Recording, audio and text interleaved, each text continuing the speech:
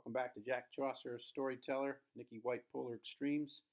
We've got Chapter 8 today, Bientang's Cave, Bientang Cave. It's a real restaurant down by the water in a cave area on the coast of South Africa on the edge of Walker Bay. Where the whales, certain times of year, especially September, the whales breach and everything. So it's a real neat spot in a really cool country. I've been there, so I'm writing this chapter from kind of personal experience. Not that I experienced what Nikki experiences in the story, but the setting is I've definitely been there back in 2008 on my honeymoon. So this is Nikki's point of view, again, January 1st, 2020, from Hermanus, South Africa. Roy and I sat next to each other at a wooden table on the edge of Walker Bay. Bientang's Cave was an outdoor cafe carved into the hollow of a sea cliff. We had walked 3 flights of stony stairs to get from the street level of Hermanus, a coastal whaling town 60 miles southeast of Cape Town, down to water level. I sipped lemon water, listened to the surf crash into the rocks to our right, and scanned the platform full of empty tables. The only other person visible in the cafe was a 40-something waitress near the bar to our left. Such a beautiful place, I mumbled. What? The big man grunted, scanning his phone. How come no one is here? This is a private function, for obvious reasons, Roy replied, looking down and then sideways at me now with plenty of disgust. His muscles refused to be contained by his XXL white t-shirt. He used to be kind of cool, but not since I caused him to have to hunt me down at Bill's place during Hurricane Felicia, not since I ranted about the bridge while he was holding the TV camera, not since I forced him to risk his own life to save mine in the storm surge. How much longer are we going to have to wait for them, I asked with a huff. As long as it takes. You should have let me drown in Miami. That could have saved us all a lot of trouble. He nodded and thought about it. Well, I did my job, that's all, he said. Stop bitching, start doing yours, and maybe you won't feel so goddamn suicidal. They must be paying you pretty well. None of your to kidnap people and fly them all out. Get motherfucking used to it. You've only just begun to fly, girl, he barked with enough power to end the conversation. The waitress didn't even look over from the bar. The sight of Thomas and Peter marching down the stone steps would have cut me off anyway. I quickly noticed they both had facial bruises as they approached our table. Peter extended his hand for Thomas to sit down first, directly across from me, of course.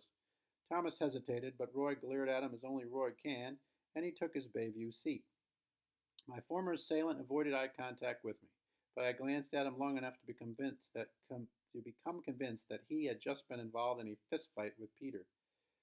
Thomas had a nasty reddish-purple cut on his forehead above his left eye and in stark contrast to his blonde buzz cut. I struggled to process that because to do so would have set me up to feel an ounce of empathy for Thomas. Good afternoon, Peter announced to anything but the choir. Then he signaled the waitress. A pitcher of Foster's, please. Then back to us. We're all going to need at least one, I'd wager. Something much stronger than that. Cyanide might do. The waitress, that's Nikki's thoughts. The waitress approached. A black woman with a businesslike demeanor. She set down a pitcher and 4 plastic cups off her tray and departed just as quickly. She never made eye contact with any of us. Any thought of screeching help in her direction seemed futile. Peter smiled as he poured beer into each of our cups. Thomas and I continued to avoid looking straight ahead at all costs. Roy surfed his phone in between quick glances at each of us. This was going to be the strangest lunch in the history of mankind. The scenic view was a colossal waste on us. The waitress returned and placed menus in front of each of us. Finally, something else to look at. As she left, Peter raised his cup. A toast, he began. To new beginnings in new lands. A bridge from bad times to amazing adventures. Roy raised his cup because he was paid to. Thomas and I just sat there. Oh, come on now, Peter scolded us. Cheer up and have a drink. I certainly didn't rub cups with him, but I did take a swig of beer. It tasted so good. That's the spirit, Peter cheered me on. Then I thought of my father, recalling the time we shared a pitcher back in New Hampshire after I turned 21, and it killed the taste. I still had no idea where he was or what the bridge did with him.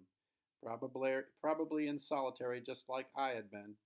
Thomas eventually gave in and downed 2/3 of his cup in one gulp. Welcome to the party, Thomas, Peter declared, seemingly oblivious of his strawberry-colored nose or his puffy purple jaw. Thomas ignored him like he wasn't there and focused on his menu. So did I. Peter rambled on enthusiastically, like he was our South African tour guide. Southern right whales migrate between Walker Bay and Antarctica, he said. Unfortunately, they aren't here in January, or you'd see some breach the water from this very table. You three are about to have something in common with the southern right whale, because Antarctica will be your next stop. Well, after you change planes in Christchurch, New Zealand, of course. Antarctica? I asked, all bug eyed. Yes, indeed, Peter confirmed with a wink. It was all I could do not to throw my beer in his face for the wink alone, but I didn't want to get a vicious backhand from Roy. You're sending us to a place where no one lives, where it's like 100 below, I protested. Plenty of people live there, and it won't be 100 below when you arrive next week, Peter replied. It's still summer there, until late February or so. Unbelievable was all I could say. If you don't want to go, say it now, Peter said firmly. Be sure to consider your alternative. I believe David presented that to you very clearly. Are you going to drug me for the flight again? I asked. No, but if you give Roy any trouble, you'll get to fly without an airplane and without a parachute. This will be a one-way trip, unless you complete your training. While I seethed in silence over the threat, Thomas finally stared at me with his predatory blue eyes. I could tell he enjoyed someone else making my life miserable almost as much as he did. When he smiled, I had to look away. I fucking love the cold, he said, slamming the rest of his beer. That figured. Peter laughed. That's the spirit, he bellowed, refilling Thomas's cup. The waitress returned. Everybody ready to order? Can you give us a minute? Peter replied. We're having such a great time catching up that we haven't even looked at our menus. I cursed them all under my breath and tried to focus on what could be my last lunch. Load up, Peter instructed as he studied his menu.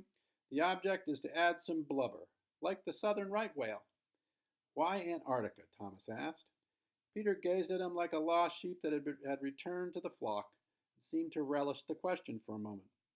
Since when was beating the shit out of each other a bonding fucking experience?